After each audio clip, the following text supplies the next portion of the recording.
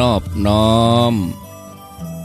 เอากุณพระแก้วเจ้าทั้งสามประการอันมีพระพุทธพระธรรมพระสงฆ์กุณพ่อกุณแม่กุณครูบาอาจารย์กุณศีลธรรมกรรมฐาน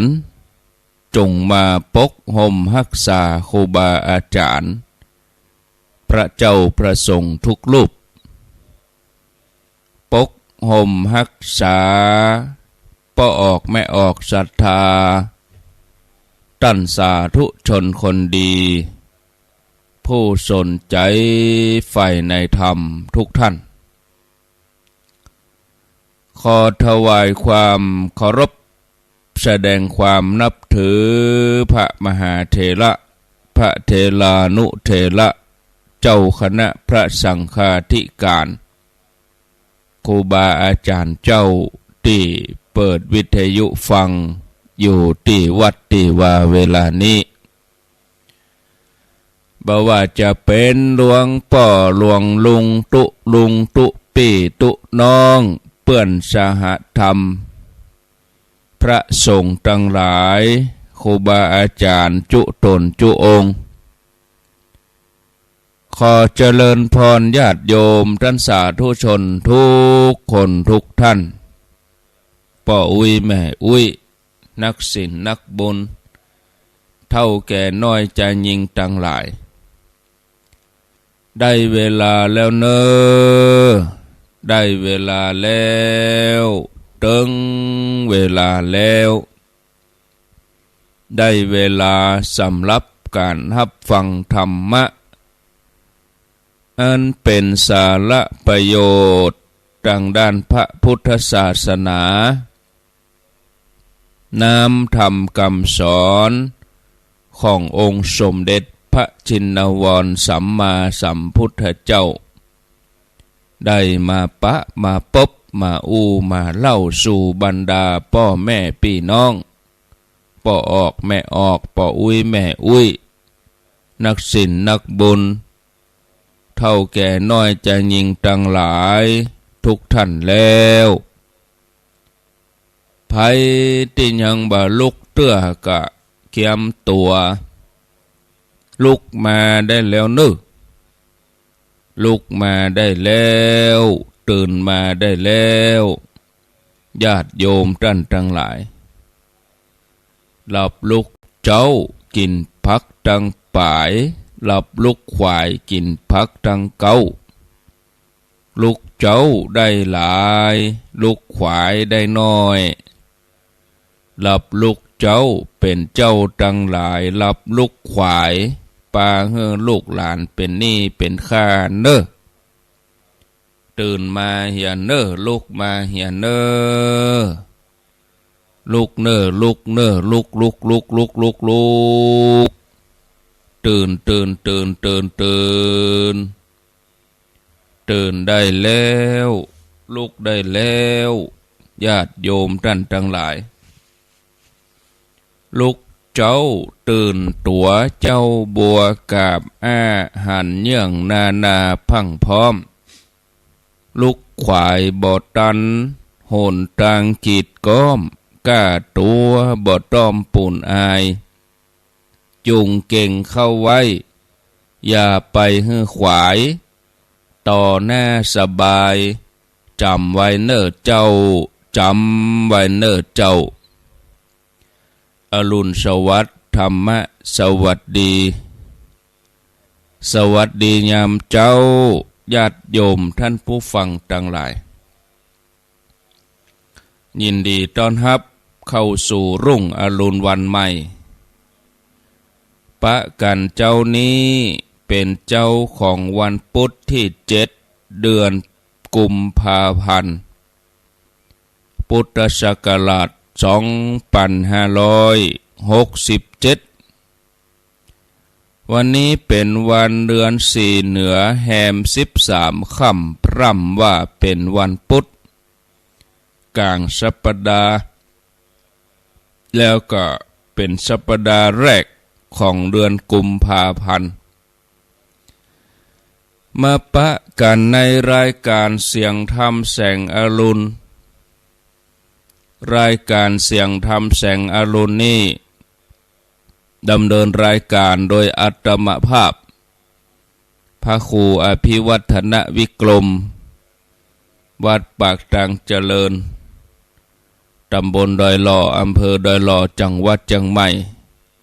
เป็นผู้รับผิดชอบดำเนินรายการมาปะญาติโยมท่านทั้งหลายเป็นประจำในวันจันทร์วันพุธแล้วก็วันพฤหัสบดีเวลา5:00จนถึง6:00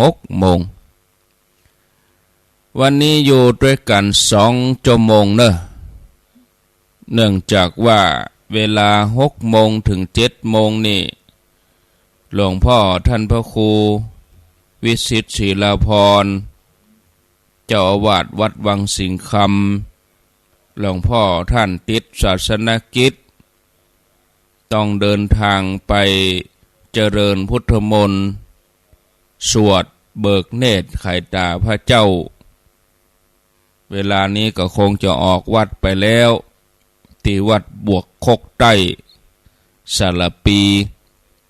เปิ่นมีเบิกเนตรไข่ตาพระเจ้าตอนเจ้านี้หลวงพ่อพระครูวิสิตศิลาภรณ์ท่านก็บัสะดวกที่จะมาจัดรายการอาตมาก็ว่างเว้นช่วงเจ้าบ่ได้ไปที่ไหนภารกิจว่างเว้นบ่ได้ไปตังใดวันนี้ก็อยู่ด้วยกัน2 ชั่วโมงแรกก็5:00ถึง6:00ชั่วโมงที่2ก็6:00ถึง7:00จะไปฟังเบื่อฟังนายฟังก้ายกันเตื้อถือว่าชดเชยเวลาที่บ่ได้มาปะญาติโยมหลายวันเก่าหลายวันก่อนแล้วก็วันนี้เวลาตอนแรงบ่าย3นี่ก็บ่ได้อยู่ถ้าเหมาะญาติโยมมีภารกิจหลายอย่างหลายประการเวลาก็สมตรงกันเนี่ยเวลาที่เขาจะจัดรายการงานอย่างอื่นก็มาแย่งไปงานอย่างอื่นก็มาลู่ไปก็ต้องปลีกเวลาระยะนี้งานเมื่อวันมีนักการจัดรายการก็เลยลดลงไปบ่ได้จัดรายการให้ญาติโยมได้ฟังก็รอว่างเว้นรอภารกิจเบาบางก็คงจะได้มาแถมอย่างหนึ่งผู้ร่วมรายการท่านพระครูสุเมธธรรมเสวีท่านก็เดินทางไปปริวาสที่พังงาปุ้นแถมตุยอาตมาวันนี้ก็ติดภารกิจปุ่น2 ติดปุ่นญาติโยมว่าติดกลางเดือนติดปลายเดือนปุ่นกะวันพุธกลางเดือนพุธปลายเดือนปุ่นจะได้มาจัดรายการในช่วงเวลายามแรงบ่าย3 ถึง 5:00แต่มาเจ้าอย่างนี่ถ้าบัติดการติดงานบัติดศาสนกิจตั้งใดก็จะพยายามมาเข้ารายการมาอู้ธรรมะให้กับศรัทธาญาติโยมก่อนที่จะอู้ธรรมะอู้สาระต่างๆนั้นกำเดียวจะลืมขอแจ้งประชาสัมพันธ์งานต่างคณะสงฆ์เหี่ยกรรมก่อนอันนี้กำหนดการพิธีพระราชทานน้ำหลวงส่งศพพระเดชพระคุณพระราชจินดานายกอายุ87 พรรษา66อดีตเจ้าวาดวัดเจดีย์ซาวหลังอดีตเจ้าคณะจังหวัดลำปางแล้วก็อดีตที่ปรึกษาเจ้าคณะจังหวัดลำปางหลวงปู่ได้มรณภาพไปหลวงปู่เจ้าวาดวัดเจดีย์ซาวหลังตำบลต้นธงชัยอำเภอเมืองลำปางเปิ้นจะส่งน้ำหลวง พระราชทานน้ำหลวงส่งศพแล้วก็ศรัทธาญาติโยมก็มีโอกาส ไปส่งน้ำศพได้โดยเฉพาะญาติโยมในพื้นที่ใกล้เคียงตัวเมืองลำปางก็ดีวันนี้ก็สามารถจะเดินทางไปร่วมที่วัดพระเจดีย์สาวหลังเริ่มต้นเวลา9 นาฬิกาเพื่อนจะเคลื่อนศพพระเดชพระคุณพระราชจินดานายกจากโรงพยาบาลศูนย์ลำปางเวลา9 โมง14 นาฬิกาบ่าย2 โมงศรัทธาญาติโยมทั่วไปคณะสงฆ์คณะศิษย์เปิ้นก็จะเปิดโอกาสให้กราบไหว้วันทาขอขมาศพแล้วก็ส่งน้ำศพตั้งแต่เวลา14 นาฬิกาเป็นต้นไปจากนั้นแล้วญาติโยมเวลา15 นาฬิกา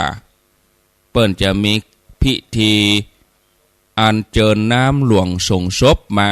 ที่วัดพระเจดีย์เสาหลัง15 นาฬิกาก็คือบ่าย3 โมงวันนี้นะวันพุธที่7 กุมภาพันธ์ 2567ก็คือวันนี้เองนั่นก็แจ้งญาติโยมทั้งหลายที่รับฟังรายการอยู่ทางพื้นที่จังหวัดลำปางแถมงานหนึ่งอันนี้ของคณะสงฆ์จังหวัดเชียงใหม่คณะสงฆ์จังหวัดเชียงใหม่ขอเชิญชวนร่วมพิธีต้อนรับพระบัญชาสมเด็จพระสังฆราชในโอกาสที่แต่งตั้งรองเจ้าคณะจังหวัดเชียงใหม่2 รูปคือพระเดชพระคุณท่านเจ้าคุณพระสุวรรณเมธีแล้วก็พระเดชพระคุณท่านเจ้าคุณพระวิมลมุนีได้รับพระบัญชาสมเด็จพระสังฆราชตั้งเป็นรองเจ้าคณะจังหวัดเชียงใหม่คณะสงฆ์เพิ่นจะจัดพิธีที่วิหารหลวงพระวิหารหลวงวัดพระสิงห์วรมหาวิหารอำเภอเมืองเชียงใหม่วันพุธที่7 กุมภาพันธ์วันนี้เหมือนกันเวลา15 นาฬิกาบ่าย3 โมงเนี่ยญาติโยมท่านทั้งหลายเวลา14 นาฬิกา30 นาทีคณะสงฆ์คณะศรัทธาพร้อมกันที่วิหารวัดพระสิงห์บ่าย3 โมงเพิ่นก็เริ่มพิธีขอเชิญชวนศรัทธาญาติโยมเนอะแล้วก็สายใต้กติวัดพระธาตุสีจอมทองวัดพระธาตุสีจอมทองคณะศิษยานุศิษย์เปิ้นกำหนดพิธีเจริญชัยมงคลคาถาถวายมุทิตาสักการะแด่พระเดชพระคุณท่านเจ้าคุณพระสุวรรณเมธีที่ได้รับพระบัญชาสมเด็จพระสังฆราชตั้งเป็นรองเจ้าคณะจังหวัดเชียงใหม่แล้วก็มุทิตาจิตกับท่านพระครูสุจิตปัญญารัตน์รองเจ้าคณะอำเภอจอมทองวัดบ้านแปะที่ได้รับการตั้งเป็นผู้รักษาการแทนเจ้าคณะอำเภอจอมทองณที่ศาลาหทัยนเรศวัดพระธาตุสีจอมทองในวันนี้เหมือนกันวันที่7 กุมภาพันธ์เวลา17 นาฬิกา39 นาทีก็คือ5 โมงแรงเป็นต้นไปก็เชิญชวนศรัทธาญาติโยมท่านทั้งหลายเนอะบ่ได้ไปในเวียงบ่ได้ไปในเมืองเชียงใหม่ก็มาที่วัดพระธาตุสีจอมทองได้เอาแล้วญาติโยมทั้งหลายต่อไปก็มาถึงสาระธรรมะที่จะนำเสนอศรัทธาญาติโยมทั้งหลายในวันนี้ท่านผู้ฟังญาติโยมทั้งหลายมีเรื่องหนึ่งที่จะเล่าให้ญาติโยมฟังญาติโยมเรื่องที่จะเล่าให้ญาติโยมฟังนี่ก็ได้รับการเล่าต่อมาแถมแล้วก็เป็นข้อมูลที่ค่อนข้างจะเป็นจริงอยู่เนี่ยก็คือเรื่องงานศพก็มีศพของผู้ใหญ่คนหนึ่งคำว่าผู้ใหญ่นี่ไม่ได้หมายถึงพ่อหลวงนะคำว่าผู้ใหญ่นี่คือเป็นผู้มียศมีศักดิ์เป็นผู้มีหน้ามีตาเป็นผู้มีเงินมีทองเนี่ยเข้าขั้นเป็นเศรษฐี มีศพของผู้ใหญ่ผู้รักผู้ใหญ่คนหนึ่งซึ่งคนที่เสียชีวิตคนที่ตายนี่ก็เป็นคนที่มีหน้ามีตาในสังคมมีชาติตระกูลดีมีเงินมีทองนอกจากนั้นก็วงศาคณาญาติของผู้ตายบอกว่าจะเป็นลูกเป็นหลานก็มีหน้ามีตามีลักมีฐานมีการมีงานเนี่ยข้าวการตายการตั้งศพบำเพ็ญกุศลก็มีปรากฏตึงหน้าสื่อทีวีก็ออกโทรทัศน์ก็ออกหนังสือพิมพ์ก็ออกวิทยุเปิ้นก็ประกาศว่าผู้ใหญ่คนนี้เสียชีวิตไปคนที่บ่ไปในงานศพก็คงจะลับตานึกว่าโอ้งานนี้งานจ้างงานใหญ่โตมโหฬารคนมีหน้ามีตาในสังคมก็คนที่ไปร่วมงานคงจะล้นหลาม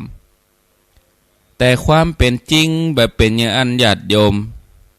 บ่มีภัยไปร่วมงานเต้าที่ปอจะมีนะบางคนมาไหว้ศพบางคนมาเคารพศพบริจาคเงินแล้วก็ปิกเหียกลับไปเหียก็มีคนวิพากษ์วิจารณ์กันไปต่างๆนานาว่าคนนี่น่าจะมีนักน่าจะยิ่งใหญ่คนตายก็บ่ใช่คนธรรมดามียศมีศักดิ์มีเงินมีทองเนี่ยอย่างถึงบ่มีคนมามีโยมคนหนึ่งทนบ่ไหวนะก็ถามถึงวัดว่าเจ้าบ้านธรรมดาเนี่ยยังมีคนไปเผาศพนักแต่เป็นจะได้ผู้รักผู้ใหญ่ท่านนี้ตายถึงมีคนไปน้อยก็เลยได้รับคำตอบตรงกับภาษิตบาลี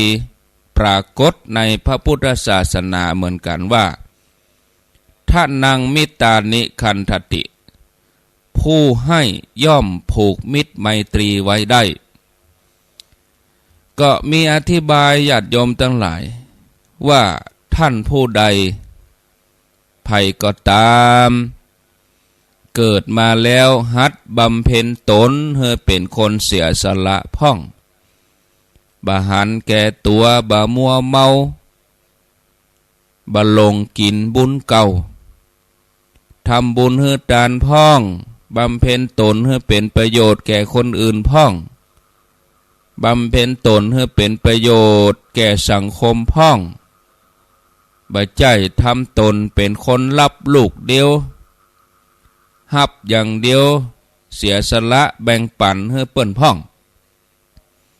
ผู้ที่ให้เขาปฏิบัติอย่างนี้สละอย่างนี้ย่อมผูกมิตรไมตรีผู้อื่นไว้ได้ภัยจะมีไมตรีหรือบ่มีไมตรีภัยจะมีความหันใจหรือบ่มีความหันใจก็ดูตอนตายเนี่ยนะศรัทธาญาติโยมดูตอนเวลาตายผู้ฮื้อย่อมเป็นที่ฮักนอกจากเป็นที่ฮักแล้วก็ยังผูกมิตรไมตรีส่วนผู้ใดที่คับแคบเวลาตายก็บ่มีภัยไปมาหาสู่บางทีก็จะต้องจ้างคนหามศพอย่างก็จ้างมดจ้างล้างถ้วยจ้างทำกับข้าวเนี่ยจ้างหมดเลยประเพณีบ้านเฮาเมืองเฮาชนบทบ้านนอกบ้านนาเป็นประเพณีที่เฮาจะต้องช่วยเหลือกันเนี่ยประเพณีวัฒนธรรมที่เอื้ออาทรบ้านเฮานิ่มเคยจ้างไผเนี่ยบ่เคยจ้างนะเว้นไว้แต่บางคนในขณะที่มีชีวิตอยู่บ่เคยฮื้ออะหยังไผเลย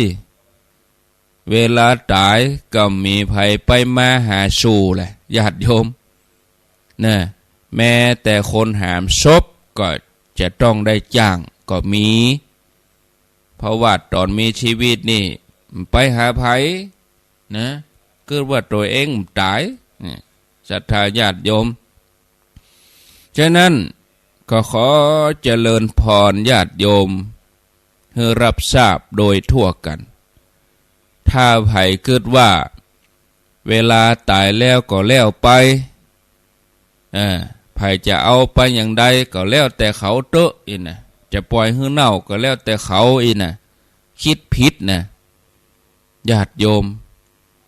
งานศพของคนตายเนี่ยเป็นนิทรรศการของการแสดงคุณธรรมในใจของคนตายการแสดงคุณธรรม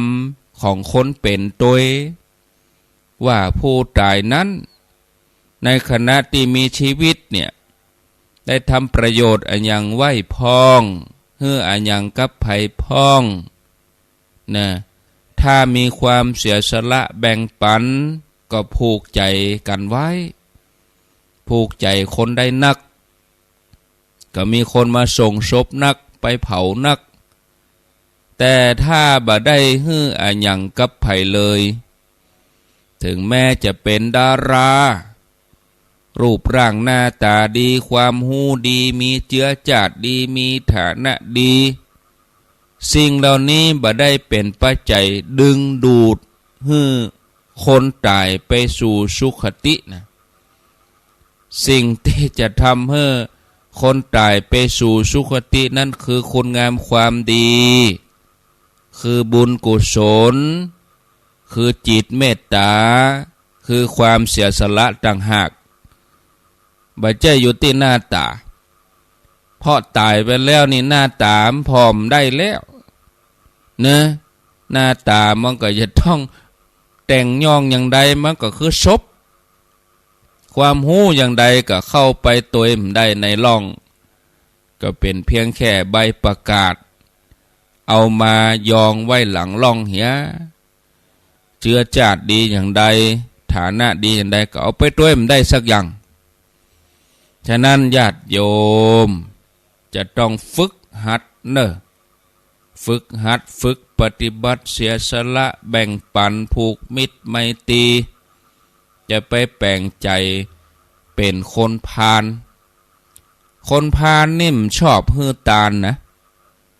คนพาลนี่บ่ชอบเสียสละนะแล้วก็กึดตรงกันข้ามตัวนะ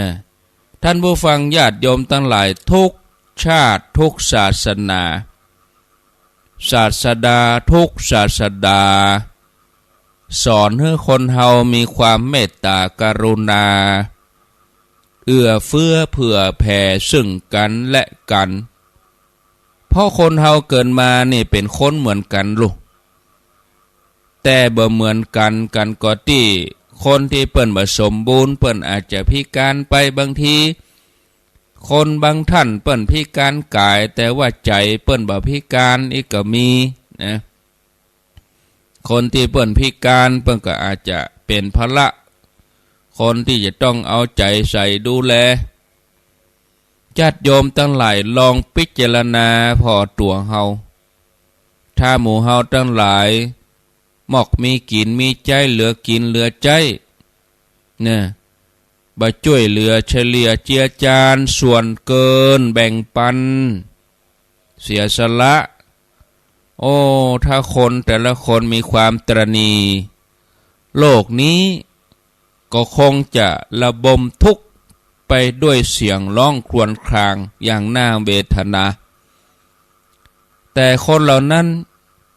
ยังอยู่ได้เป็นปกติสุขเพราะว่าเฮายังมีสมาคมยังมีมูลนิธิ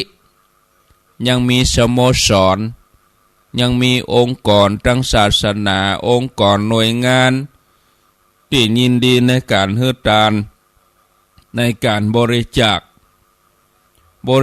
คที่เข้าไปรับตำแหน่งเป็นประธานกรรมการมูลนิธินายกสมาคมนายกสโมสรเป็นกรรมการบริหารด้านสังคมสงเคราะห์ หมู่นี้นี่บ่มีเงินเดือนบ่มีเบี้ยเลี้ยงเบี้ยประชุมมีก็เสียกับเสียนะนับว่าเป็นคนที่น่ายกย่องเป็นคนที่น่าสรรเสริญเพราะตัวเองเสียสละยังบ่พอก็ยังจวนญาติพี่น้องเปื้อนฝูงญาติมิตรเสียสละแบ่งปันแถมตัวช่วยให้มูลนิธิสมาคมองค์กรนั้นๆมั่นคงบางคนอยากทำบุญให้ทานพ่องแต่ก็บ่กล้าทำกับอายก็ได้อาศัยกรรมการบริหารผู้เสียสละเหล่านี้เป็นชื่อเป็นสื่อช่วยให้คนที่เปิ้นมีเบี้ยน้อยหอยน้อยบริจาคทำบุญให้ทานนอกจากพระสงฆ์องค์สังฆเจ้าแล้วก็ยังมีคนเหล่านี้ที่เปิ้นเสียสละเนี่ยเป็นเหตุให้เกิดบุญกุศลมีบ้านพักนั่นบ้านพักนี่มูลนิธิช่วยเหลือคนกำพร้าคนชราคนพิการมูลนิธิยังต่างๆช่วยเหลือการศึกษาช่วยเหลือคนยากจนวัดว่าบางวัดนี่เปิ้นส่งเสริมสนับสนุนอย่างวัดดอนจันทน์ในเมืองเฮาเนี่ยดอนจันทน์ตาศาลาดอนจันทน์นั้นในเมืองนะวัดดอนจันทน์โอ้ละอ่อนมีเป็นบ่ฮู้กี่ร้อยอยู่กับวัดกินกับวัดหันหมดโรงเรียนก็มีหันเนี่ยสงเคราะห์ซึ่งกันและกันนี่ญาติโยมโอ้ผู้ที่เป็นบัณฑิตนี่ย่อมยินดีในการบริจาคทานส่วนคนพาลคือคนที่บ่เอาประโยชน์ทั้งโลกนี้โลกหน้าโลกไหนโลกใดๆตัดประโยชน์บ่ยินดีในการให้ทานคนพาลนี่นะบ่สรรเสริญในการให้ทานนอกจากบ่สรรเสริญในการให้ทานก็ยังมีจิตใจคับแคบใจดำใจตระหนี่บ่มีเมตตากรุณาบ่เอื้อเฟื้อเผื่อแผ่แก่ภัยคนอย่างนี้เปิ้นฮ้องว่าคนพาลศรัทธาญาติโยมคนพาลเท่านั้นย่อมไม่สรรเสริญการทานเวลานี้ญาติโยมท่านผู้ใดอยากให้ทานที่มีอานิสงส์แห่งบ่ต้องไปแสวงหาพระอริยะตนปฏิบัติในถ้ำในป่าอย่างอันใดบริจาคญาติโยมเนี่ยเปิ้นมีบัดเดี๋ยวนี้เปิ้นจะปรับปรุงบัดเดี๋ยวนี้เฮาไปโรงยาสวนดอกเปิ้นมีปรับปรุงตึกสุจินโนเปิ้นมีการปรับปรุงตึกส่งอาพาธโดยคณะแพทยศาสตร์มหาวิทยาลัยเชียงใหม่เฮาก็ไปร่วมเวลาเฮาไปโรงยกโรงยาเฮาก็ไปกราบหลวงปู่แหวนแล้วเฮาก็ช่วยกันบริจาคจอมตู้คน100 200คน20 30มันก็บ่เกินกำลังบางทีเฮาจะบริจาคทานนี่กึดทอกเตียวมาตั้งนอกหันแผงหวยหันแผงเบอร์หันสลากกินแบ่งนี่บ่กึดเลยจ่ายทันที3ใบ4ใบใบละ100ใบละ80 บาทจ่ายได้แต่บริจาคทำบุญตึกสงฆ์ก็ดีที่ตึกหลวงปู่แหวนสุจินโนบ่ใช่เพื่อประโยชน์แค่ตนเองเปิ้นมีมูลนิธิสวนดอกมูลนิธิตึกสงฆ์มูลนิธิการแพทย์เฮาก็เอาไปจอมหั่นกะเนี่ยญาติโยมกึดดีๆเนี่ยทำบุญได้เวลาไปหงยกหงยานะศรัทธาญาติโยมท่านสาธุชนนะท่านผู้ฟังทั้งหลายการจะเอาคนมาเป็นพระการจะเอาคนมาบวชได้นี่ เปิ้นต้องเลือกเฟ้นเปิ้นมีการคัดกรองเนี่ยต้องมีการคัดเถียก่อนคัดคนที่มีคุณสมบัติถ้าบ่ครบก็เอามาบวชบ่ได้มันผิดหลักเกณฑ์เหมือนอย่างรัฐบาลเปิ้นจะเอาคนมาทำงานเนี่ยเปิ้นก็มีหลักเกณฑ์ขึ้นมาต้องจบจันนั้นจันนี้ก็เอาคนความมีความรู้เอามาทำงานบ่ใช่เพียงแต่ราชการในเอกชนพวกก็ยังคัดคนน่ะมีความรู้มีความดีความรู้อย่างเดียวก็บางทีก็เปิ้นก็บ่เอาต้องมีวุฒิภาวะทางด้านความคิดทางด้านสติปัญญาทางด้านอารมณ์บางคนนี่หูแต่ว่าวุฒิภาวะบ่ถึงนี่ศรัทธาญาติโยมเปิ้นก็บ่เอามาสร้างความเดือดร้อนให้องค์กรเนี่ยท่านผู้ฟังเปิ้นจะเอาคนไปทำงานเนี่ยเปิ้นจะเกณฑ์ทหารนี่เปิ้นว่าทหารเกณฑ์ตำรวจเปิ้นจะเอาเป็นนาย10นาย100เปิ้นก็ต้องมีหลักเกณฑ์ขึ้นมาคนที่เป็นทหารก็ต้องมีสัดส่วนนะเปิ้นก็กำหนดว่าจะต้องสูงต่ออันน้ำหนักต่ออีความกว้างหน้าอกต่ออันต่ออีเนี่ยเจ้านาที่จะทำนาให้ได้ผลผลิตที่ดีต่อไร่เจ้านาก็จะต้องเลือกที่ดินเพื่อจะทำนานอกจากเลือกที่ดินแล้วก็จะต้องคัดสรรเมล็ดพันธุ์ข้าวที่จะเอาส่งที่จะเอาลงนานาก็มีหลายแบบนาหลุมนาดอนนาห้องนาเอกนาโทต้องคัดเลือกบ่แจ่มสามบาซีก็ไปซื้อมาแล้วเป็นนาที่บดีก็เสียเวลาญาติโยมจะซื้อของมาใจก็เหมือนกันผ้าหนุ่งครัวใบเครื่องหนุ่งห่มเขาก็จะต้องเลือกอันยังจะกินก็เหมือนกันผลหมากหลากไม้ของกินของบริโภคของใจนี่เปิ้นห้องอุปโภคของอุปโภคของกินนี่ห้องบริโภคของอุปโภคของบริโภคคือของกินของใจเขาจะเลือกอย่างใดบางคนกลัวจะเลือกได้นี่โหเหมือนจิ้มเหี่ยก่อนขอจิ้มหน่อยต้องเลือกต้องคัด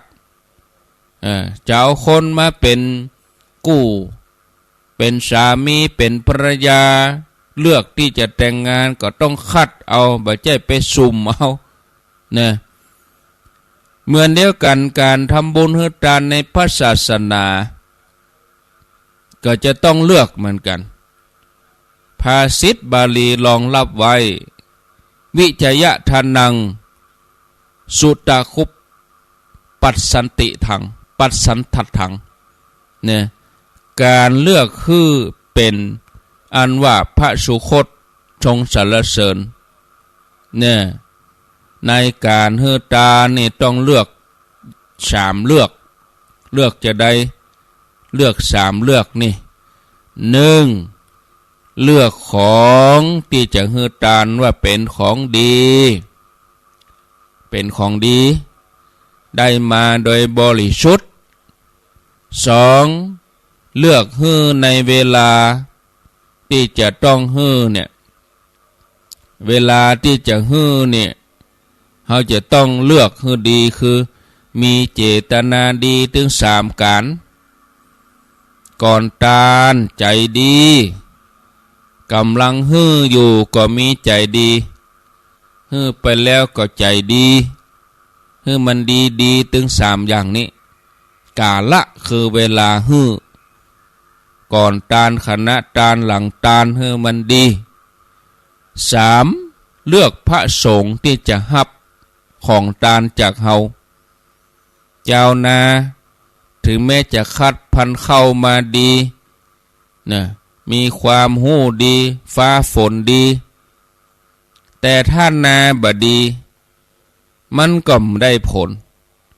การทำบุญฮือตานี่อย่าลืมว่าเขาเกิดถึงประโยชน์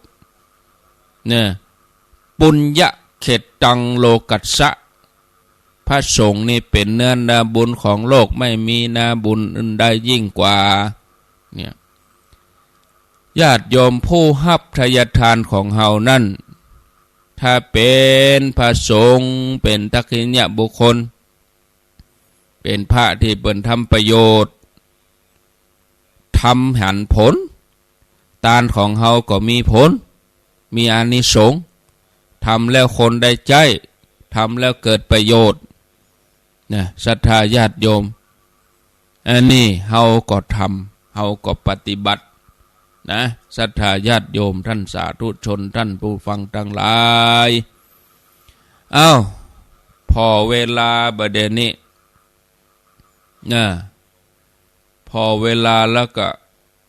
5:45ละดูเดี๋ยวขออนุญาตอ่านชื่อฮื้อเสียงไปเนาะแล้วไปอ่านในชั่วโมงที่2ปุ่นแถมหน่อยเพราะว่าดาชื่อมันโยนมันเตอมานี่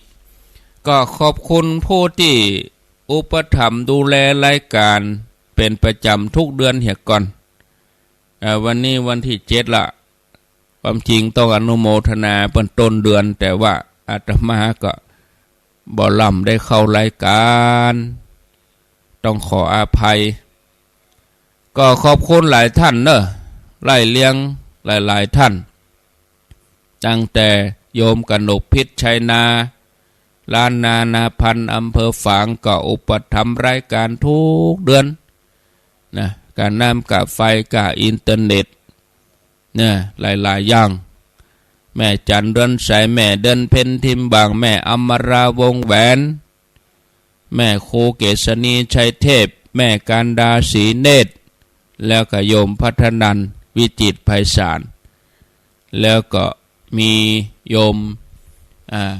จงลักษณ์นาวาจักนี่อันนี้ก็เปิดหันความสำคัญของการเผยแพร่แล้วก็ร้อยตำรวจตีสุดจักรพรหมเสนพร้อมครอบครัวนี่อันนี้เปิดอุปถัมภ์ทุกเดือนไปก็ขอบคุณเด้อก็อินเทอร์เน็ตนี่เขาก็ต้องจ่ายทุกเดือนนะจุดใน700-800ประเด็นนี้เพิ่มเข้ามาแถมเพิ่มอินเทอร์เน็ตแล้วก็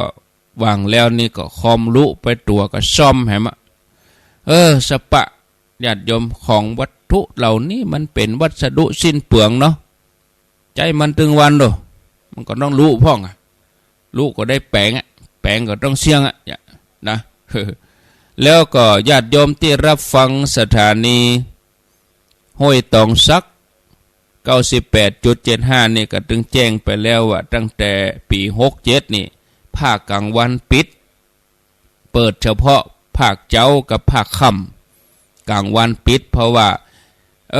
แบกรับภาระกาไฟบ่ไหวแล้วอาตมาก็บ่ล่ำได้ออกไปตั้งใดก่อนนั่นก็จุนเจือได้สบายเดือนไหน 2-3 ปันหลังๆมานี่ก็เฮาได้ไปเทศไปหยังที่ไหนแล้วก็บ่ได้กระตุ้นเนาะเขาจะฮื้อเปิ้นหอมกูเดือนก็บ่ได้อินดูก็เลยตัดปัญหาเฮ้ยเนี่ยเขาจะไปหวังว่าเปิ้นจะหอมเหมือนเก่าก่อนนี่มันยากบ่เดียวเนี่ยมันจะเหมือนแต่ก่อนเขามีกินมีตานเขาไปหยังที่ไหนคนหอมนักเดี๋ยวนี้เขาต้องปรับของเขาเพ่ฉะนั้นก็เลยปิดเมื่อวันเหี้ยจบไปเลยโลดภาระเปิดกรรมเจ้าตี 3 ถึง 9 โมงก็ปิดเลยแล้วก็มันสบายอย่างหนึ่งเขาไม่ต้องได้เฝ้าหรอสบายเขาไม่ต้องกังวลอย่างเมื่อวันนะถ้าเขาไปเปิดเมื่อวันกับมันกังวลนะเตี่ยเปิดละขัวไฟดับขวนโดดคนนั้นได้มาจัดคนนี้มันได้มาจัดโอ้ปวดหัวก็เลยปิดเหี้ยเปิดมาแรง6 โมงแรงก็เปิดสบายอันนี้ได้เฝ้าละเป็นเวลาตุเจ้าละว่ายันถึงเที่ยงคืนพุ่นยะอันนั้นก็แจ้งให้ทราบแล้วหลายคนก็ยัง บ่ได้ทราบเตื้อบ่ได้ฮู้เตื้อก็เลยเดือดร้อนก็เลยโทรหาถ้าใครฮือเปิดถ้าใครฟังรายการเมื่อวันเคยฟังคนนั้นวันนี้ก็ออกกาไฟเป็นเดือนมากำเนาะมีแม่จะฟังรายการเมื่อวันนี่นะอ้าวขอเหมาเดือนนี่เอาได้อันจะเปิดถือเนาะ อันนี้ก็เหมือนกันนะเนี่ยได้มั้ยน่ะแบกภาระมันหนักกะอินเทอร์เน็ตก็เดือนไหนปต้อง5-6 พันแล้วนะญาติโยมโอ้มันนักอย่างนั้นกะท่านโอ้ใครฮือหันบินยาวเป็นคืบปุ่นกะเขียนมาแต่ละเดือนนี่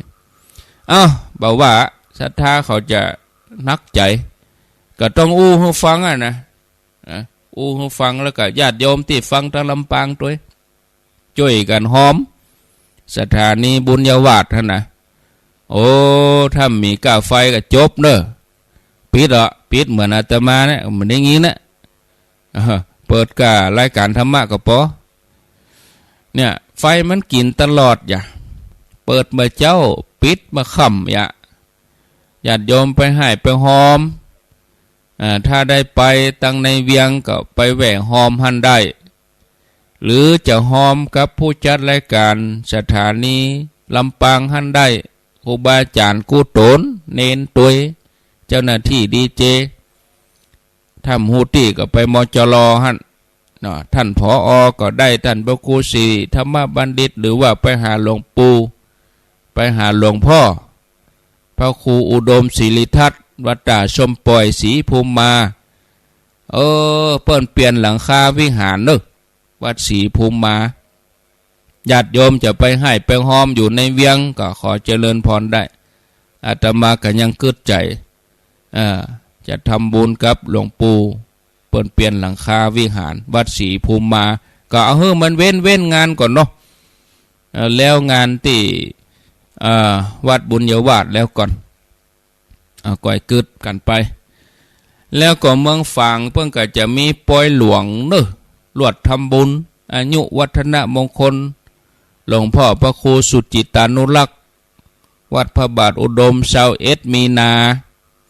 อันนี้เปิ่นปอยหลวงแล้วเฮาตั้งหลายอู้กันในน้ำขึ้นสีขาวนี่เฮาก็หยอดย้อยเฮาจะต่างคนต่างไปหรือต่างคนต่างหอมก็เลยว่าเอามารวมกันดีกว่าตึงตุเจ้าตึงศรัทธาเฮาจะตานธรรมาสกันเนาะก็มูลค่าก็ประมาณ 40,000 กว่าบาท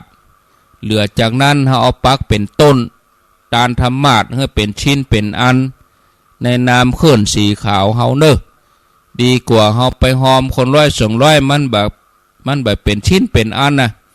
ที่จริงญาติโยมเขาหอมก็มีกล้าอยู่แต่ว่าเฮาห่วมกันเนอะห่วมกันอาตมาจะเริ่มประกาศตั้งแต่วันที่1 มีนาเป็นต้นไป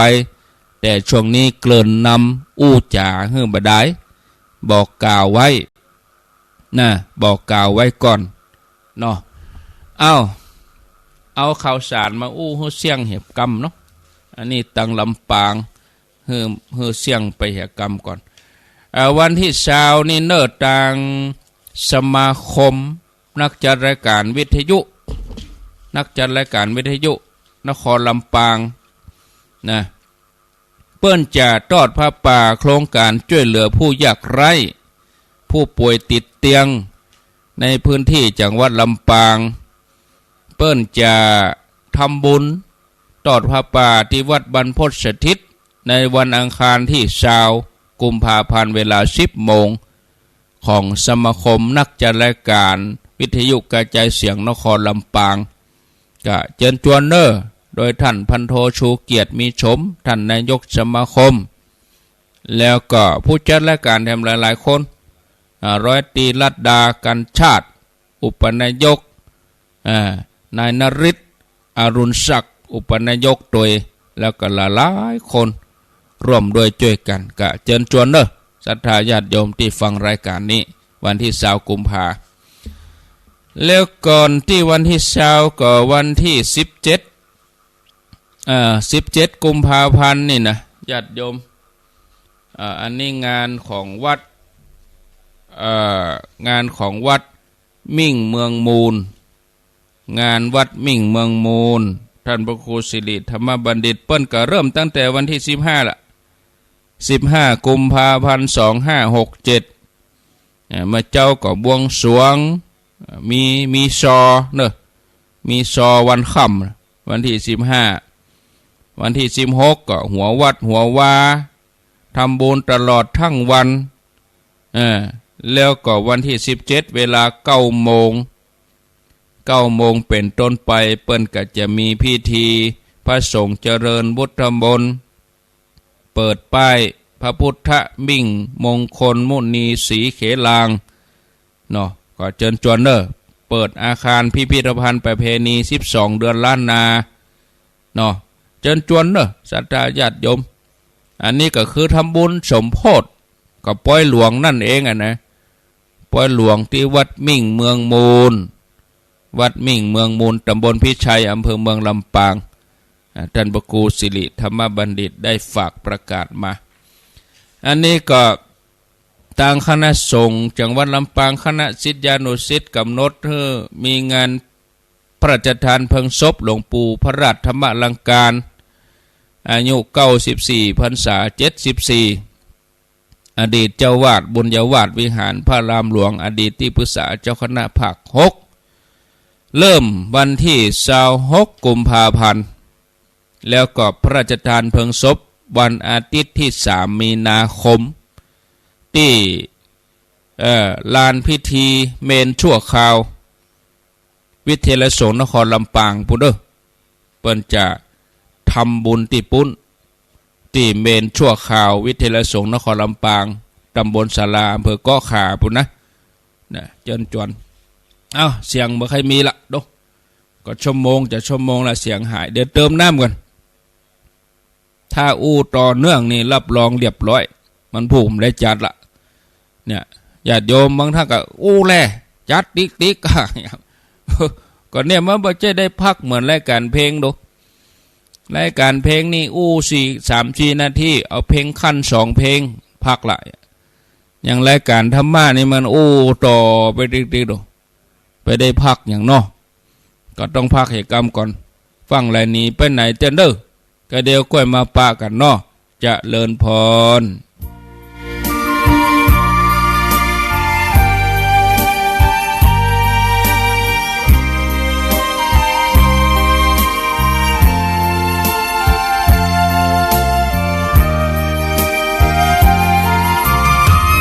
วัดเป็นบุญเขตวิเศษสถา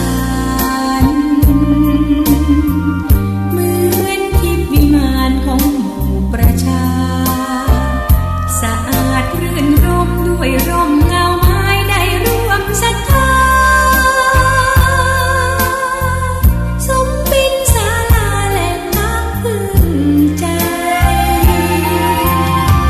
เห็นพระประธานเหนือแท่นทำรงเหมือนพุทธองค์เนื้ออ่อนอำไพแต่ทำจุนเจือโอบเพื่อเรามองปัดป้องปวงไทยผู้น้อมดวงใจกราบไหว้วันตายวัดเล็กหรือใหญ่ไม่สำคัญวัดเท่าเทียมกันด้วยแรงพัฒนา พระสงฆ์เคร่งครัดทำกิจวัตรทุกวันเวลามีจิตเมตตาต่อชาวสังคมระฆังกังวานขานเร่งศรัทธาคิดพัฒนาวัดให้เหมาะสมดื่มด่ำธรรมะขจัดปัญหาอย่าติด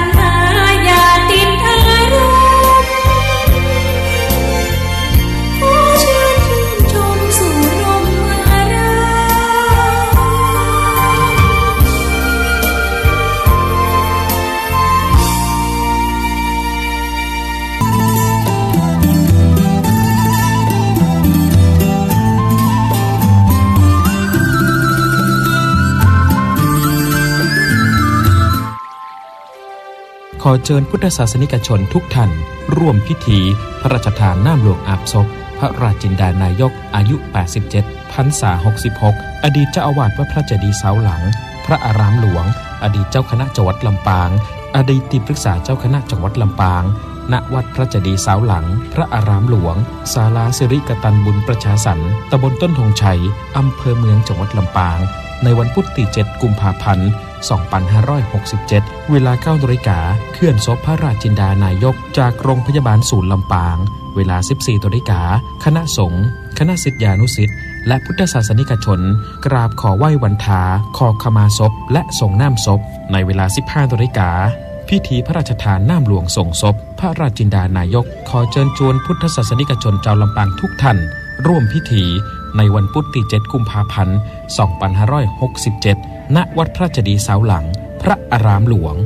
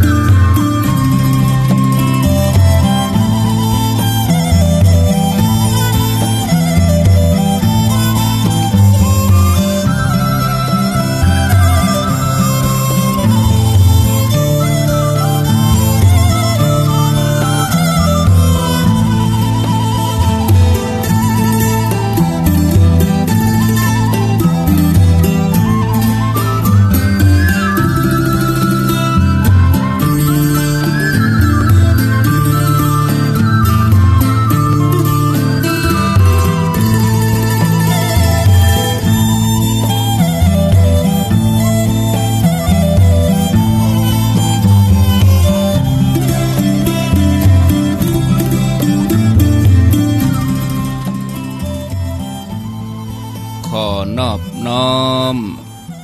เอากุณพระแก้วเจ้าทั้ง3 ประการอันมีพระพุทธพระธรรมพระสงฆ์กุณพ่อกุณแม่กุณครูบาอาจารย์กุณศีลธรรมกรรมฐานจงมาปกห่มรักษาครูบาอาจารย์พระเจ้าประสงค์ทุกรูปปกห่มรักษาพ่อออกแม่ออกศรัทธาท่านสาธุชนคนดีผู้สนใจใฝ่ในธรรมทุกท่านขอถวายความเคารพแสดงความนับถือพระมหาเถระพระเถรานุเถระ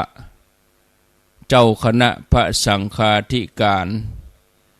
ครูบาอาจารย์เจ้าที่เปิดวิทยุฟังอยู่ที่วัดที่วาเวลานี้เจริญพรญาติโยมท่านสาธุชนทุกคนทุกท่านมาปะกันแถมแล้วเนอะมาปะกันแถมแล้วมาปะกันในช่วงเวลา6 โมงตอนนี้เวลา6 โมงกับ7 นาทีมาปะกันในช่วงที่2ของรายการเสียงธรรมแสงอรุณซึ่งตามปกติแล้วเวลานี้เป็นเวลาของรายการมรดกธรรมโดยหลวงพ่อพระครูวิสิทธิ์ศิลาภรณ์วัดวังสิงห์คำหลวงพ่อจะจัดรายการ6 โมงถึง7 โมงแต่วันนี้ตามที่ได้แจ้งญาติโยมทั้งหลายไปแล้วว่าหลวงพ่อท่านติดศาสนกิจไปเจริญพระพุทธมนต์เบิกเนตรไข่ตาพระเจ้าที่วัดบวกคกใต้สระปีเปิ่นมีงานเบิกเนตรไข่ตาพระเจ้า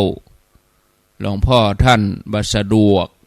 ที่จะเข้ารายการอาตมาภาพเจ้านี้ ว่างเว้นจากภารกิจศาสนกิจบ่มีก็มานั่งอู้กับศรัทธาญาติโยมแถมชั่วโมงก็หนทีตอนแรกก็ติดต่อไปที่ท่านมหาสมชาติวัดบรรพตสถิตว่าจะนิมนต์ท่านมาอู้ในชั่วโมงที่2จัดรายการเพราะว่าจะได้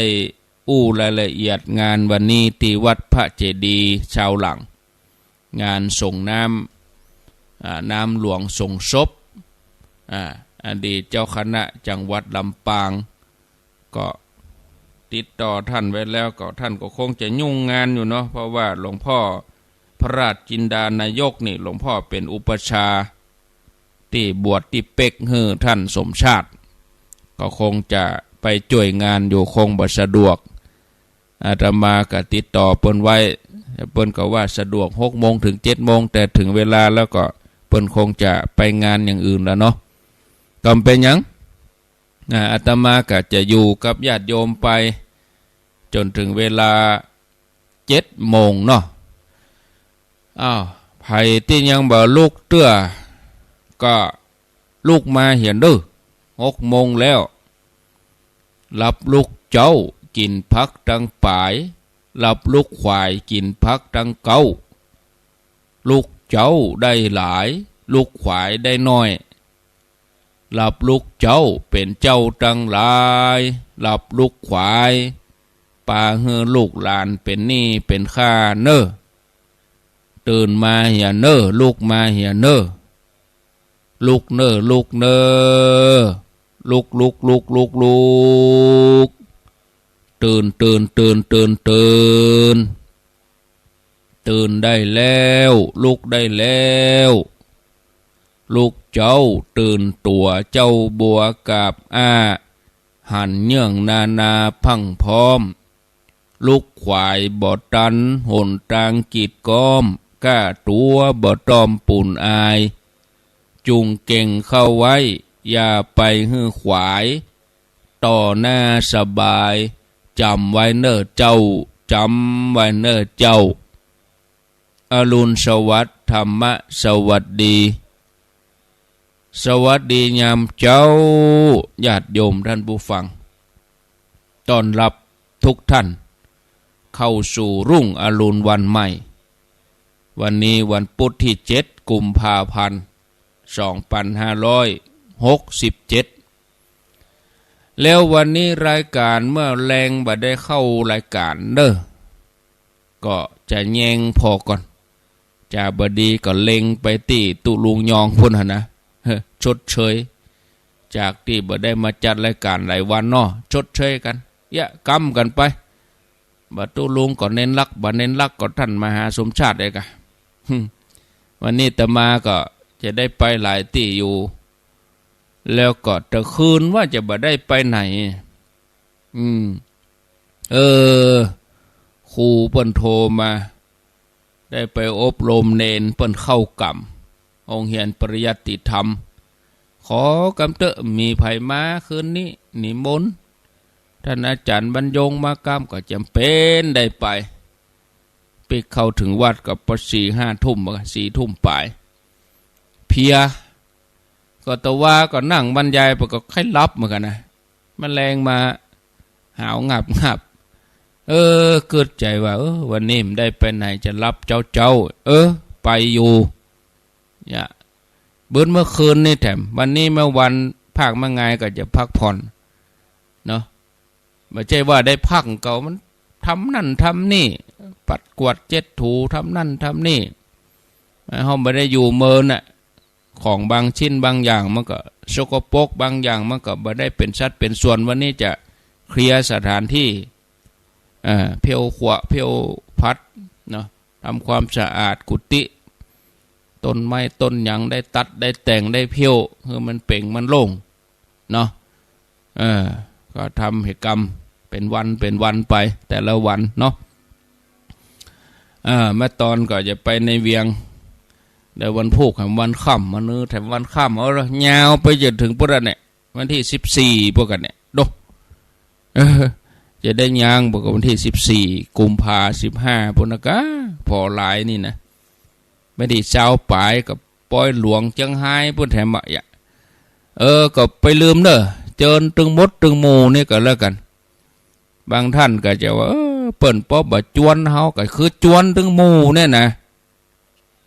คนหนึ่งก็ยังคนหนึ่งก็จวนออกวิทยุเนี่ยเนอะปอยหลวงที่วัดบ้านเกิดอาตมาที่เจียงไฮ้ปุ่นนะวันที่21อันนี้เปิ้นจัดการเสนาสนะ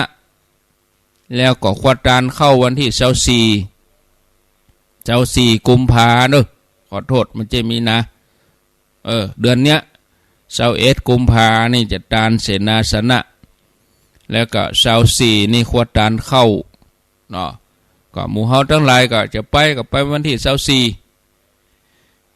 24 กุมภาควดการเข้าบ่าย2 โมงเนอะเพราะว่าครูบาอาจารย์บางตนเปิ้นติดธุระเขาก็ไล่หากันไล่หาคนที่เปิ้นอยู่ไกลเขาก็ไล่หาถ้าเอาแห่มาไงนี่มันก็บ่เปิงแต่เป็นว่าเขาควรการเข้าสัก2-3 โมงนี่มันเปิงดีเนาะเอาเป็นว่า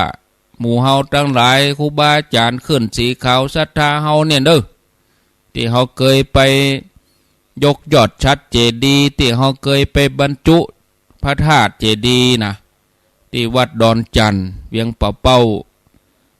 เขาก็ไปสุดท้ายละไปตานไปปล่อยหลวงกันในวันที่24 กุมภาพันธ์ควดตานหัววัดเข้าบ่าย2 โมงวันที่21นี่เพิ่นจะตานก่อนตานเสนาสนะให้สบายใจถ้าเอาไปตานมันรูนี่ครัวก็อย่างก็ขยะมันเหี้ยเบอได้หันหลายที่เหมือนกันไปตานมันรูนโอ้ยุ่งหมดอย่างที่เขาจัดไว้นะมันเหี้ยเบออ่ะแล้วก็ถ้ายิ่งมีดนตรีเมื่อคืนนั้นแล้วก็มาตานมาเจ้าเลยนะโอ้บ่เป็นท่าขยะกองเหี้ยขวดเหล้ากองเหี้ยอย่างเหี้ยเบอแล้วก็ศรัทธาก็เงาด้วยศรัทธาก็ง่วงเงาด้วยจะคือเขามาตานมาเจ้าเนี่ยเขาบ่มาต่างคนบางคนก็เพี้ยวบ้านไผบ้านมันนะตานก่อนนี่มันสบายใจหรอได้เราไปตานมาลูนี่โหแล้วเลยเนาะเอาละไปกับใจเวลามาพอสมควรธรรมะดีกว่าเนาะสบายใจดีธรรมะเรื่องที่จะต่อไปนี้สิ่งใดได้สิ่งนั้นนะศรัทธาญาติโยมนะโทรมาละหันก็เดี๋ยวก่อนเด้อญาติโยมฟังโทรเตื้อยะเวลาขวายมามันยุ่งเนี่ยไปแจ้โทรมาวิทยุนะเปิ่นโทรมากับการขออนุญาตกำก่อนศรัทธาจบข่าวกำลังจะธรรมะการข่าวช่วง2 วัน 3 วันมานี้เป็นข่าวเรื่องครอบครัวทั้งนั้นเลยภรรยาเอาจู้ไปฆ่าสามีเมียเอาจู้ไปฆ่าผัวถูกเขาแถมข่าวนั่นก็ลูกเนี่ยเอาผัวมาตีแม่ตัวเก่าเนี่ยแล้วก็ญาติโยมเพื่อก็อุตส่าห์แบ่งอย่างฮื้อแล้วจนตาปูดจนปากแตกหมดลูกแต้ๆนี่นะไปหลงยังได้บ่หัวมีเรื่องทะเลาะกันก็เอาสามีเอาผัวตัวเก่าน่ะมาตีแม่ตัวเก่าศรัทธาญาติโยมสาเหตุเพราะเหล้าผู้เป็นแม่นั่นก็กินเหล้าด้วยเนาะนั่นถ้าจะกันบ่ฮู้เรื่องคนเฮาถ้าเหล้าเข้าปากแล้วมันตึงยุ่งนักข่าวถามไปถามมาว่าอันคนแม่กินก็กินเบียร์ กินเบียร์ไปกระป๋อง2 กระป๋องนานมันก็เลยเป็นเหตุกะบ่ฮู้เด้อญาติโยมแต่ว่าคุณธรรมนี่มันบ่มีแล้ว เรื่องความกตัญญูเนี่ยศรัทธาญาติโยมท่านผู้ฟังอันเนี้ยศรัทธาจะได้สักกี่คนที่ว่าดีๆนะได้สมใจกูยังมีน้อยคนนะที่จะได้สิ่งที่ชอบใจได้สามีมาแล้วได้ภรรยามาแล้วได้ลูกมาแล้วบางทีก็พอใจจะเอาไปขายกาดจะเอาไปแลกแท่งที่ไหนมันจะเปลี่ยนได้วะมันทำบ่ได้จำเป็นต้องจำใจอยู่อย่างอันไปจนตายบางคนถึงขั้นตรอมใจตายไปก็มีนะศรัทธาญาติโยมเอาจนจากกันไปข้างหนึ่งถึงจะหมดเวรหมดกรรมศรัทธาญาติโยมท่านสาธุชนผู้ฮื้อสิ่งที่ชอบใจย่อมได้สิ่งที่ชอบใจนะฉะนั้นคนโบราณเวลาจะฮื้อตาในเปิ้นพิถีพิถันเนาะเขาจะกินจะตานเนี่ยเขาต้องทำของเขาดีๆจัดตานแล้วก็ยังสุมาอยู่นะเอาน้ำขมิ้นชมไปมาสุมาขัวกินขัวตาลคือของตาลนั้นดีที่สุดคือของตาลนี่เป็นเลิศที่สุดประเสริฐที่สุดอันนี้สงที่คือของดีของตาลอันดีของประเสริฐเนี่ยจะส่งผลให้พบต่อไปเวลาจะได้อันยังก็ได้ของที่ดีของที่ชอบใจได้ของที่ถูกใจได้ของที่พอใจเพราะได้ทำเหตุที่ดีไว้คือได้ฮื้อของที่ตัวเองชอบไว้ก่อนฉะนั้นเวลาที่จะฮื้ออันยังกับไผเฮาก็จะต้องฮื้อของที่ถูกใจเขานะศรัทธาญาติโยมเนาะเอาไว้ตัวอีก่อนสำหรับธรรมะนะก็ว่าเอาแถมน้อยพอเวลาละ6:30แถมน้อยแถมแถมน้อยแล้วก็เดี๋ยวจะอ่านรายชื่อเพราะวันนี้ออกอากาศไปหลายสถานี104เปิ้นกันยังออกอยู่วันนี้แตนท่านพระครูญาติโยมแฟนรายการเทศธรรมเมืองกะ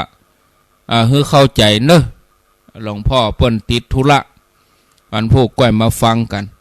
วันนี้ก็อดทนฟังหัตถมาไปก่อนญาติโยมท่านสาธุชนผู้ฟังตั้งหลายเนี่ยก็เฮามาพิจารณานะถึงธรรมะพิจารณาไปพิจารณาไปกะช่วงที่2นี่คือหัวข้อทุกเสมอด้วยขันตั้งหลายบะหมี่เฮาลองฟังพอเฮาลองนึกพอให้ดีว่าวันหนึ่งเนี่ยญาติโยมเฮาต้องเสียเวลาเป็นตุกเกี่ยวกับการบริหารสังขารร่างกายเฮานี่มันใจน้อยนะเนาะตื่นเจ้าขึ้นมาก็ปาไปแปรงฟันปาไปอาบน้ำล้างหน้าทั้งที่ก่อนนอนเขาก็อาบน้ำแล้วเขาก็แปรงฟันแล้วตื่นเจ้าขึ้นมาก็แปรงฟันแถมกินข้าวเข้าไปแล้วก็แปรงฟันแถมเนี่ยกินข้าวเจ้าก็แปรงฟันกินข้าวตอนก็แปรงฟันกินข้าวแรงก็มาแปรงฟันก่อนนอนก็แปรงฟันเนี่ยแปรงแล้วแปรงทำแปรงแล้วแปรงแถมปากเฮาก็ยังเหม็นอยู่เขี้ยวก็ยังเหม็นอยู่เนี่ยแปรงฟันแล้วอาบน้ำแล้วเบาหวานนักเบาอุจจาระปัสสาวะเอาของเก่าออกไปก็ยังมาเสาะจัดแจงของใหม่เข้าไปใส่แถมเนี่ยเจ้านี่ตะกี้เอาของเก่าออกเดี๋ยวผมสกรรมเสาะเอาของใหม่ใส่เข้าไปไหลเข้าไหลออกเสื้อผ้าที่นุ่งแต่ว่าวันนี้จะไปทำงานก็ต้องเปลี่ยนจะไปงานก็ต้องเปลี่ยนนะถ้าบ่เปลี่ยนก็เป็นเรื่องลองใส่ชุดเก่าไปทำงานหรอกเนาะญาติโยมนอกจากอาหารข้าวหวานแล้วก็ยังต้องเปรนเปรอไปด้วยเครื่องดื่มน้ำชากาแฟต้องจิบชากาแฟเต้าอันย่ำปอนะยังเสริมเข้าไป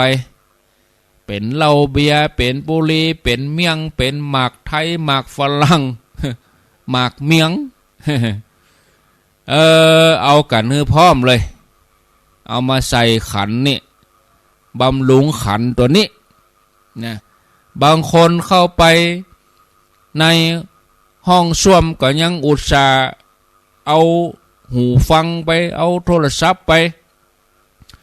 โอ้มาเดี๋ยวนี้มันมีไปกุฏิเข้าห้องน้ำก็ยังได้ยินเสียงอยู่นะกิ้งก้องกิ้งก้องโทรศัพท์เอาหูฟังไปกุฏิฟังไปตุ้ยขี่รถก็ฟังเพลงเอาเสียงดังๆเปิ้นว่ายังเอาบ่ได้ใส่ใจปิดกระจกอย่ามันจะเกิดเหตุนะอันตรายแตรกาเปิ้นบีบแตรกาอันตรายจะเกิดขึ้นกาอย่างเสียงนั่นเสียงนี้เฮาบ่ได้ยินเมาก็เอาหูฟังใจหูมีความสุขเหลือเกินนะนี่ศรัทธาญาติโยมบางทีนั่งบักนักเบาก็โอ้เมิน30 นาทีพุ่นที่จริงแล้วละธุระนะที่นั่งเมินกับค่าเวลาเล่นโทรศัพท์ไปตัวละคนที่รอคิวก็สั่นยงศรัทธาญาติโยมคนเฮาเนี่ยพระพุทธเจ้าพระองค์ตรัสไว้ว่าเป็นขันธ์คือแบ่งออกเป็น5 ขันธ์5 ขันธ์ในที่นี้เปิ้นฮ้องว่าเบญจขันธ์เบญจขันธ์นี่มันเป็นก้อนเป็นแท่งมีอยู่5 ก้อน5 แท่งแต่ละขันธ์แต่ละแท่งนี่บอกว่าจะเป็นรูปขันธ์เวทนาขันธ์สัญญาขันธ์สังขารขันธ์วิญญาณขันธ์ขันธ์แต่ละขันธ์แต่ละขันธ์นี่นะบอกว่าจะเป็นรูปเวทนาสัญญาสังขารเฮาจะต้องบริหารขันธ์ตั้งหลายมันเป็นทุกข์ที่เฮาจะต้องบริหารเป็นทุกข์ที่เฮาจะต้องรักษาที่นิยมระวังรักษาก็เพราะว่าขันธ์ถึง5มันพยายามที่จะตกอยู่ในอำนาจของอนิจจังทุกขังอนัตตาต้องรักษาไว้ต้องดูแลไว้มันบัดเที่ยงมันเป็นทุกข์เป็นอนัตตาทุกข์เสมอด้วยขันธ์บะมีนัตถิขันธ์สมาทุกขาทุกข์อื่นเสมอด้วยขันธ์บะมีเป็นความจริงที่เราจะต้องบำรุงรักษาดูแลขันธ์5นี้ให้มันกินให้มันทายให้มันได้พักผ่อนให้มันได้หลับนอนให้มันได้ออกกำลังให้มันได้ตากแดดให้มันได้อาบน้ำให้มันได้แต่งตัว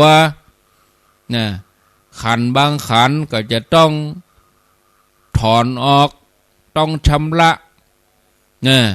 ต้องล้างขันธ์บางขันธ์นี่เนาะเนี่ยศรัทธาญาติโยมบางทีขันธ์บางขันธ์มันก็อยู่บ่เมินถึงเวลามันก็ต้องจากไปเขี้ยวตาหูบางทีจะเจ็บจะเป็นยังได้มันสนขอรักษาขันธ์ตัวนี้บางทีอยากจะให้มันสวยอยากจะให้มันดูดีขันธ์บางขันธ์อ้วนล่ำไปเจ้าของก็ต้องไปเสาะลดความอ้วนถึงขั้นบ่กินข้าวบางทีต้องออกกำลังหมู่นี่เป็นทุกข์ทั้งนั้นขันธ์ที่มันผอมอยู่ก็ต้องบำรุงให้อ้วนเสาะแสวงหาอย่างเข้าใส่ให้มันอ้วนอันนี้ก็เป็นทุกข์เหมือนกันนะเตสังวูปัสโมสุโขการเข้าไปสังงบสังขารเนี่ยเป็นสุขนี่ศรัทธาญาติโยมนะอู้ไปก็ตึงได้อู้นักไปติ๊กพอเวลาแล้วก็6:37 นาทีนะก็เดี๋ยวจะบ่ได้อ่านชื่อเถอะเมาะอู้ไปก็เวลาไหลก้นไปติ๊กเดี๋ยวจะบ่ได้อ่านชื่อก็เดี๋ยวจะเป็นดินพอกหางหมูอ่านชื่ออย่าก่อนแม่อุ้ยวรรณาพิลมบ้านสันสลีเวียงเป่า100 บาทชำระหนี้ส่งแม่เหรียญทองไหมเขียวต ตั้งแต่ปอยหลวงม่อนห้วยแก้วละบ้านเต่าไห100 บาทแม่รจนาคำพีระภัย100 บาทแม่ลาวันสิริแก้วต้นแหนหลวง100 บาทแม่อัมพรแสนอ้าย100 บาทแม่วิลาโยนิด100 บาทแม่บัวเลววิธรรมมาเวียงป่าเป้า100 บาทป่อสุเวทแม่พรศิริกันทะวงศ์100 บาทแม่นางดวงสุวรรณ200 บาทแม่บัวลันจำปาอิ่มพร้อมลูกหลานบ้านบวกก้างสันกำแพงว่างก็ไปเอวป้อยหลวงเด้อไปเอวป้อยหลวงเชียงไฮ้เด้อศรัทธาวันที่24นะลูกนี่ไปก็ชั่วโมงไปเป็นเมื่อก่อนนี่เมินกะมาเดียวสบายตังก็โล่งไปเวียงป่าเป้าตังโล่งประเดี๋ยวนี้เนาะชั่วโมงไปเจ้าอันแม่จันหอมมีมาบ้านตาตุ่มเด้อเมินแล้วนี่เปิ้นเอามาฝากคือนี่แม่บุญรัตน์สมจะบ้านสายมูลอันนี้ตั้งแต่ไปเทศแม่กาแล้วเด้อตั้งแต่ไปเทศวัดแม่กาเอามาอ่านเหี่ยบเดียวนี่ปอแก้วแม่ใส่ตะมาสายมูลแม่กา100 บาทแม่ยอดเรือนรัชวงศ์บ้านสายมูล200 บาทแม่จินดาสายสุภาแม่ทะลำปางแม่คำปันตาเรือนศรีป่าป่องโดยสะเก็ต300 บาทโดอันนี้ตั้งแต่ไปเทศวัดป่าป่องแล้วโดเอาเมินนักแกได้เป็นเดือนปุณกาเอามาอ่านเหี่ยบเดียวคนตาลปลืมนี่แม่ศิลาภัยวิไลบ้านป่าป่องโดยสะเก็ต200 บาทนี่แปลว่าฟังถึงวันเนี่ยฟังกูเจ้า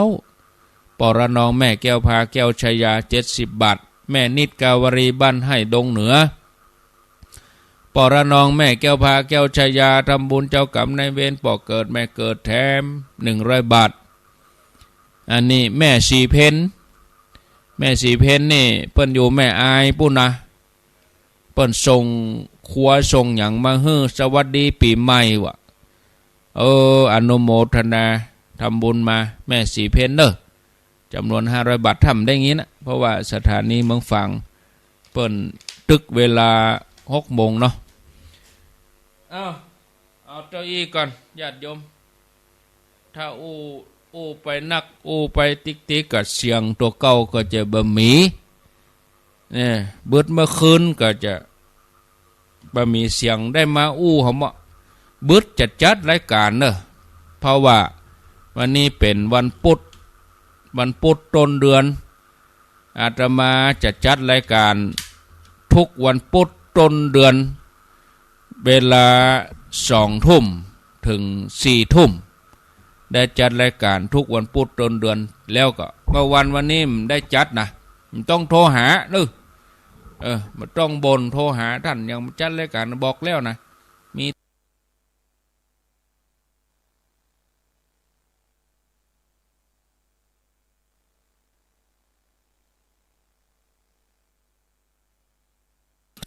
อายุวันโอสุขังปลังนั่นเนี่ยอินเทอร์เน็ตมันลุดติ๊กวะก็เดี๋ยวก็ลุดวะนั่นดีแล้วครับเดี๋ยวนี้หลายสถานีดักไปก็มีนะอินเทอร์เน็ตลุดไปวะฝ่ายมามันถึงสถาญาติโยมทั้งหลายภายจะอู้จะจาก็โทรเข้ามา09983666322เปลี่ยนกันเนาะเปลี่ยนกันไปจะอู้จะจาก็โทรเข้ามาแจ้งผลการรับฟังสนทนาอู้จากันได้มีก็เข้ามา0998366322เปิดโทรศัพท์ก่อนมีก็เข้ามาแจ้งผลการรับฟังเจริญพรไปสายเจ้าพระครูเจ้าไปจะมาบ้านเจ็ดหยอดเจ้า7 ยอดในเวียงเนาะเจ้า อ๋อวันนี้มากันมาขวายมาวันนี้แตนหลวงพ่อควายได้กับฟังอยู่นะเจ้าโอ้โมทนาเนอเจ้ากำลังใจ7 ยอดในเวียงในเมืองเชียงใหม่ก็ยังหนาวอยู่เนอะศรัทธาญาติโยมอากาศก็ยังเย็นอยู่อากาศก็ยังหนาวอยู่เดือน4แล้วเดือน4จะดับแล้วเจริญพรเจ้าโทษจากไหนแม่น้อยบ้านตาโทกเจ้าอ้าวว่าจะได้ว่าจะได้แม่ฟังเข้าใจดีเป็นกำลังใจเด้อโมทนาแม่น้อยตาโทกเจริญพรโทษจากไหนแม่จันแต่งิ้วยังกับเจ้าแม่จันปางงิ้วแม่ฟังตังโทรศัพท์กับเน็ตก็ดีอยู่แล้วสั่นมาหายแล้วแต่ขี้มันรุดไปไหนรุดไปกำแต่แกฟังติดตามท่านตลอดธรรมะเป็นทีมแม่ก็ฟังทางโทรศัพท์ดีแล้วเจ้าต้นในก็ออกแม่ฟังหมดข่าวว่ามันสบายไปเดี๋ยวนี้ดีแล้วเนาะเจ้าสบายดีละสบายดีแล้วโอ้ดีแล้วไว้สาเจ้าท่านโมทนาเดี๋ยวพ่อแม่ว่างแม่ก็จะไปเนอะปล่อยหลวงนะก็วันที่24ฝากปัจจัยไว้ที่ท่านไว้บ่าย3เจ้าสาธุบ่าย2 โมงก็พร้อมมากะ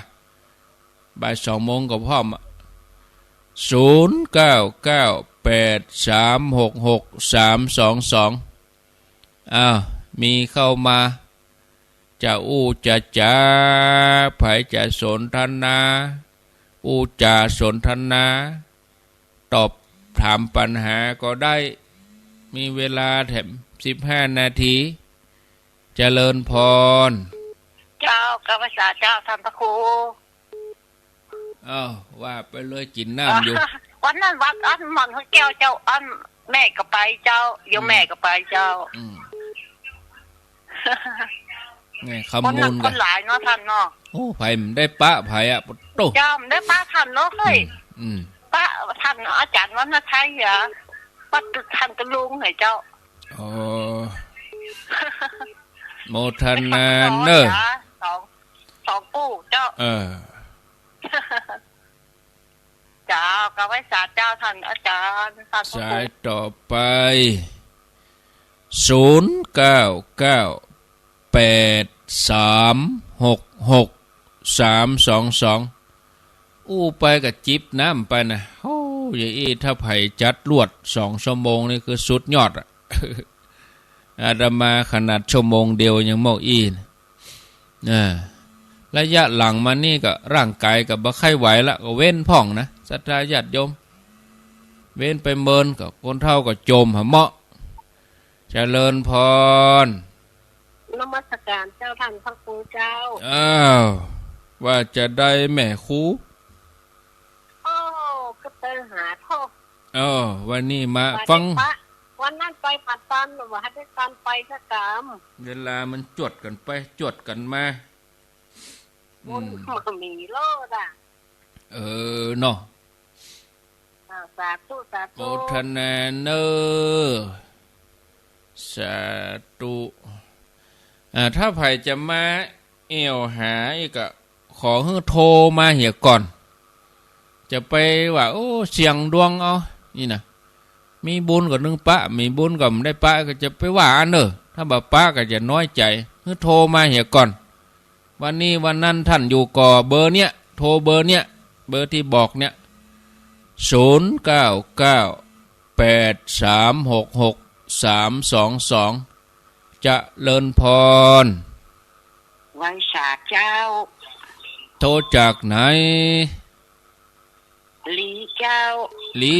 บ้านหยังเมืองลีหลังทกสลีฟังชัดเจนดีเนาะ เจ้าสถานีพระธาตุ5 ดวงกะเจ้าโมทนาเมืองลิสาธุเจ้าสายต่อไปเจริญพรไหว้สาเจ้าท่านพระครูแม่บัวลอยบ้านสุกก็ตำบลตะก้ออำเภอแม่สวยฟังชัดเจนนะเจ้าคืนดารุณีเจ้าโอ้แม่เจ้านี่ต้องเป็นเวียงป่าเป้าเรดิโอเจ้ามาค่ำเบิดมาที่ดอยหมอกเด้อเจ้าฟังตลอดเจ้าโอ้เป็นญาติที่ทุกตัวดีแล้วเป็นปวดแข้งปวดขาเป็นเนตรชาเป็นหืดหอบก็ฟังตุลุงฟังอาจารย์ทุกคนเป็นยาเจ้าหายโรคไปไข้เจ็บเลยอนุโมทนาเจ้าสาธุเจ้ากำลังใจเนสาธุแม่สวยอันนี้อำเภอแม่สวยปุ่น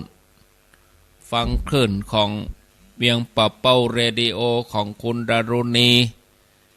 เบิร์ดเมื่อคืนก็ไหลมาติดอยหมอกเรดิโอเนอะนะจะเลินพรฟังอยู่ที่ไหนอยู่ลำปางเจ้าแม่สีวันบ้านกังตงบ้านกังตงฟังตลอดทุกวันเนาะสถานีบุญยวาสชัดดีเนาะชัดเจนดีเจ้าโมทนาสาธุจะเลินพรติดแล้วเนอนมัสการเจ้าพระอาจารย์ติดแล้วสันขยอมถามปัญหาน้อยเจ้าได้เลย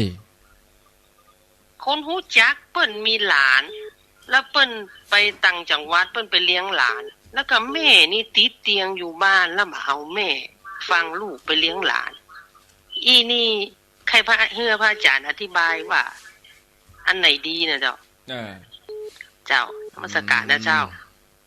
โอ้อันนี้ก็ฮักหลานล่ำไปก็ทำหน้าที่ตัวเองก่อนกะนะยิ่งเฮาไปพ่อหลานเนี่ยเฮาต้องย้อนพ่อตัวเก่าเมื่อก่อนพ่อแม่เฮาก็ดูแลเฮาอย่างเอี้ยโอ้อันนี้มันต้องพิจารณาหลายด้านนะเดี๋ยวจะอู้ให้ฟังเนาะเจริญพรอยู่ที่ไหนอ่ะศรีโพธารามเจ้าศรีโพธารามเจ้าฟังอยู่เจ้าโอ้โมทนาศรีโพธารามสารพีเจริญพรไว้สาเจ้าพระครูไม่มีไว้โทษนะเจ้าไว้โทษว่าจะได้ฟังอยู่นะเจ้าแค่เจนดีอนุโมทนายอดเนาะเจ้าฟังแล้วได้คติสอนใจเลยพระครูดีแล้วซึ่งหัวซึ่งใจเจ้าไว้สานะเจ้าสาธุไว้สาเจริญพรเจ้าพระครูเจ้าโทษจากไหนแสนพรมฟังอยู่แสนพรมฟังสถานีไหนของป้าดมกะฟังลุงดมเจ้าได้ยินชัดดีเนาะโอ้ชัดเจนดีเจ้าโมทนาเจ้าไปฟังปู้น่ะแดนดินตี 3ก็แดนดินตี 3ถึงตี 5ก็ฟังแดนดินถิ่นล้านนา5 โมงถึง 6 โมงก็ไหลมาที่ของป้าดมนี่นะของป้าดมนี่ก็ทุกวันอ่ะรายการป้าดมตี 5ถึง 7 โมงเมื่อวันเปิ้นก็ฮับแถมบ่าย 3ถึง 5 โมงเนาะนี่ขอบคุณด้วยเนาะเจริญพรกับไว้สาท่านพระครูเจ้าว่าจะได้ นี่แม่สิกูลจันทุระบ้านหนองล่างตำบลบ้านเป้าอำเภอเมืองลำปางแน่ได้ยินชัดเนาะแม่สีกุลฟังชัดเจนดีเจ้าชัดเจนดีมาได้ไปเทคโทรหาเมื่อแล้ว อาตมากำล่ำได้เข้ารายการตัวเจ้าได้ล่ำได้มาเนาะเจ้าแล้ววันนั้นมาวัดวันพดกับเจ้าเข้าไปนะกะแม่กับบาหันมาคนหลายไม่ป้าใหญ่แม่มันเดินมาเคยได้เนี่ยได้ป้าทุกเจ้าก็หลายคนก็หลายป้าน่ะบับป้าแต่ป้าโอกาสหน้าตึงมีจ้าโมทนาเนอเอาป้าก็ไปยังมาจะไปต้องบนหาวันหน้าตึงมีกับป้ากับวิทยุนี่ก็เอาแล้วเนาะมันเป็นยังโอกาสหน้าก่อนเอ้าพักสายก่อนพักสายแล้วจะตอบปัญหานี่ก่อนอันนี้แม่บ่สบาย แม่เป็นผู้ป่วยติดเตียงผู้เป็นลูกนี่ก็เมาไปใส่ใจหลานนี่ก็คือลูกของเขานั่นแหละลูกของเขาเกิดมาก็เป็นหลานของเขาอีเนาะอันนี้คือพิจารณาพอเขาควรทำหน้าที่ตัวเองคือเขาเป็นลูกเขาต้องทำหน้าที่ของลูกก่อนเนี่ยแล้วก็ลูกของเขาเขาก็ต้องทำหน้าที่ของเขาเขาแปลงลูกออกมาเขาต้องดูแลของเขาก่อนกะแล้วลูกนี่ไปบอกคือแม่ไปพอหลานแล้วไปละอุ้ยโอ้ยุ่งกะอย่างอี้เหมือนเขาเนี่ยเขาอย่างนั้นอ่ะเนาะนะแต่นั้นต้องมีจิตอันหนึ่งพิจารณาความกตัญญูต่อบุพการีแม่ของเขาเพิ่นบ่สบายเพิ่นป่วยเพิ่นติดเตียงเขาต้องดูแลแม่เขาก่อนอันหลานนั่นเขาก็ถึงดูแลกันได้อันเนี้ยจะอยู่กันไปแห่งบักกี่ปีอันหลานนี่มันหนุ่มอยู่หลานหนุ่มน้อยอยู่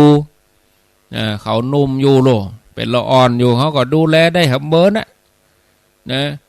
ถ้าเขาบักกตัญญูต่อแม่เขาแล้วเนี่ยแต่เมินลูกหลานก็จะทำกับเขาเหมือนเดียวกันเนี่ยเขาจะละเขาติดเตียงอย่างเงี้ยแล้วก็จะไปพอเหลนพุ่นเนาะไม่มีนะนั่นก็พ่อแม่ถือว่าเป็นผู้มีพระคุณเนอะเป็นผู้มีอุปการะคุณต่อลูกยามเจ็บไข้หวังให้เจ้าเฝ้ารับใช้นะยามจักตายวายชีวาหวังให้เจ้าปิดตาเวลาตายยามมีกิจหวังให้เจ้าเฝ้ารับใช้ยามป่วยไข้หวังให้เจ้าเฝ้ารักษายามเมื่อจากต้องตายวายชีวาหวังให้เจ้าปิดตาเวลาตายก็ไปดูแลเพิ่นกะไปอยู่กับเฮาแห่งบักกี่ปี